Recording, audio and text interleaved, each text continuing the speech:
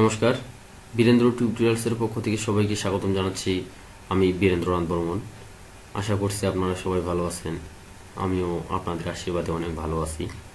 তো চলুন দেখা যাক আজকের পর্বে আপনাদের সাথে কী থাকতেছে। প্রথমে ফটোশপটি ওপেন করলাম। গত পর্বে দেখিয়েছিলাম যে এখানকার মধ্যে কুইক সিলেকশন টুল এবং ম্যাজিক ওয়ান্ড টুল এর ব্যবহার। তো আজকে এর কিছু অ্যাডভান্সড ব্যবহার শিখাবো। গতকাল ছিল যে স্বাভাবিক, আজকে অ্যাডভান্সডগুলো দেখাচ্ছি।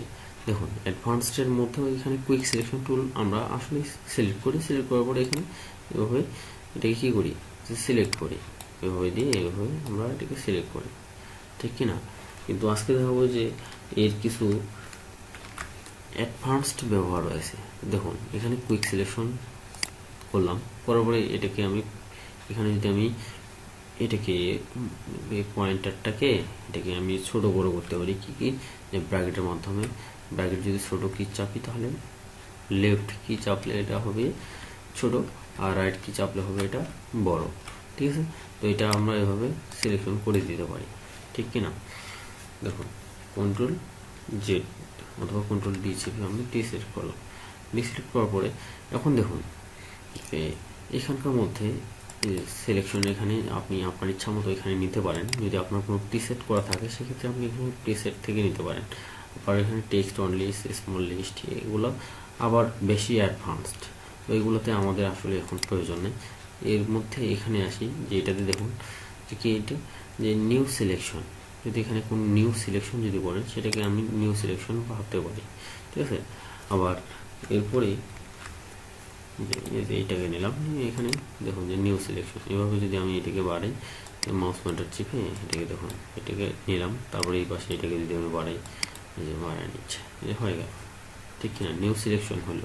কিন্তু আমি চাচ্ছি যে কি এখানে যদি প্লাস মাইনাস, আমি কালকে দেখিয়েছিলাম যে অল্টার চাপে আর কন্ট্রোল চাপে এটা করতে পারি, ঠিক কিনা? তারপর দেখুন যে এখানে এই যে লেয়ারের এখানে আপনার সাইজগুলো, ব্রাশের সাইজটা আপনি আপনার ইচ্ছা মতো নিতে পারেন। তারপর এখানে কি যে অ্যাঙ্গেল, কত ডিগ্রি অ্যাঙ্গেল নেবেন, তারপর এখানে রাউন্ডনেস কত %, তারপর এখানে কি প্যান প্রেশার। প্যান প্রেশার মানে কি? প্রেশার মানে হচ্ছে চাপ। তাহলে কোনো কিছু যদি আমি চাপ দিই, এটা প্যান প্রেশারেই আমরা ব্যবহার করে থাকি। আর যদি আমরা কখনো প্রেশার না দিই, স্বাভাবিকভাবে নিই, সেক্ষেত্রে অফ করে দেবো।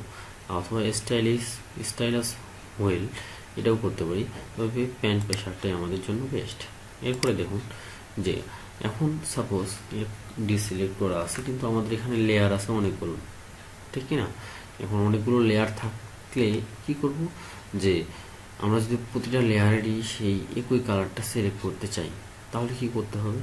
অবশ্যই আমাদেরকে এখানে এই যে স্যাম্পল অল লেয়ার, ঠিক আছে, এখানে ক্লিক করে দেব। ক্লিক করে দেওয়ার পরে দেখুন যে আমি কিন্তু এটাতে সিলেক্ট করতেছি, ঠিক আছে কিনা? সিলেক্ট করার পরে দেখুন যে এটাকে আমি মাউস পয়েন্টারটাকে আবার ছোটো করে নিলাম। ছোটো করে নিয়ে আমি এটাতে যদি সিলেক্ট করি তখন যে ওইটুকুই নিচ্ছে, ঠিক কিনা? এই দেখুন এভাবে নিচে সবটাকে নিয়ে নিছে। কিন্তু আমি চাচ্ছি কি যে অল লেয়ারের জন্য হবে না। এটা আসলে যখন ম্যাজিক ওয়ানটি দেখাবো তখন আরও ভালো দেখাবে যে এটা অল লেয়ারের জন্য সিলেক্ট হবে, একটি লেয়ারের জন্য শুধু নয়। সাপোজ এই যে দেখুন যে এখানে এইটুকু আছে, কিন্তু বাইরের এইটুকু আছে, ঠিক আছে? বাইরের সবটাই আছে। তাহলে এখানে যদি আমি এখন ডিলিট চাপি, দেখুন যে এটাও চলে গেছে কিনা? লেয়ার এটা সিলেক্ট করা আছে বলে ওইটুকু চলে গেছে। এখানে দিই, দেখুন যে ওইটাও চলে গেছে, শুধু এইটুকু আমার থাকলো, ঠিক আছে? তাহলে আমাদের করতে হবে কি যে অল লেয়ারের জন্য যদি করি তাহলে আমাদের অল লেয়ারের জন্য সিলেক্ট হয়ে ওটা থাকবে। আর স্বাভাবিকভাবে যদি আমরা কোনো কিছু একটা নির্দিষ্ট অংশ সিলেক্ট করতে চাই কোনো লেয়ারের, নির্দিষ্ট লেয়ারের, সেক্ষেত্রে আমরা এটাকে স্যাম্পল অল লেয়ারটা আমরা এখানে রাখবো না, টিক দিব না, ঠিক আছে? স্বাভাবিকভাবে যেটা থাকছে ওইটাই। এখন অটো ইনহ্যান্স, এখানে অটো ইনহ্যান্স বলতে এখানে নির্দিষ্ট ইনহ্যান্স অনুযায়ী সেটা সিলেক্ট করবে, ঠিক আছে? তো এসব এখন আর এর মধ্যে অ্যাডভান্স ব্যবহার নাই। দেখুন এরপরে আছে ম্যাজিক ওয়ান টুল।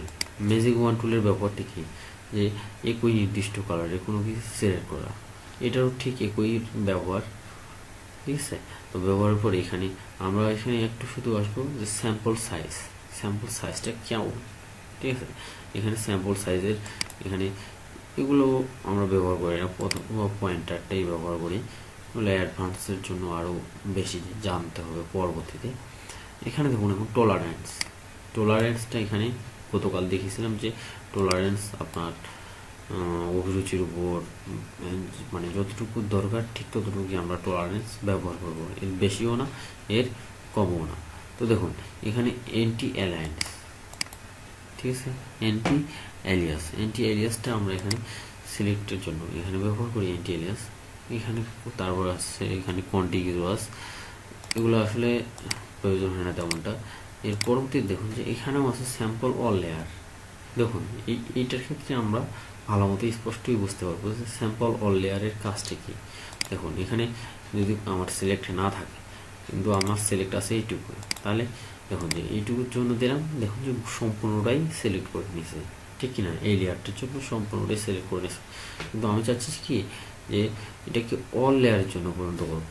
আবার কন্ট্রোল ডি হিসাবে টি সিলেক্ট করলাম, এখন এখানে ক্লিক মারার পরে এটাতে এখানেই থাকলো, এখন আবার সিলেক্ট করতেছি। দেখুন এবার শুধু বাইরের অংশটাকে নিছে। এখন যদি ডিলেট চাপি তাহলে কোনটা যাবে, দেখুন বাইরেরটা চলে আসে। আশা করছি সবাই বুঝতে পেরেছেন।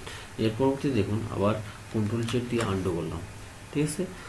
আন্ডু করার পরে এখানে দেখুন যে এটাকে যদি আমি তুলে দিই, তুলে দেওয়ার পরে আবার যদি এখানে সিলেক্ট করি দেখুন যে সম্পূর্ণটাকে ধরছে, ঠিক কিনা, সম্পূর্ণটাই। এখন যদি আমি ডিলেট চাপি তাহলে এখানকার সম্পূর্ণটাই চলে যাবে, ঠিক আছে, এখানকার সম্পূর্ণটাই চলে যাবে। দেখুন সম্পূর্ণটাই চলে গেছে।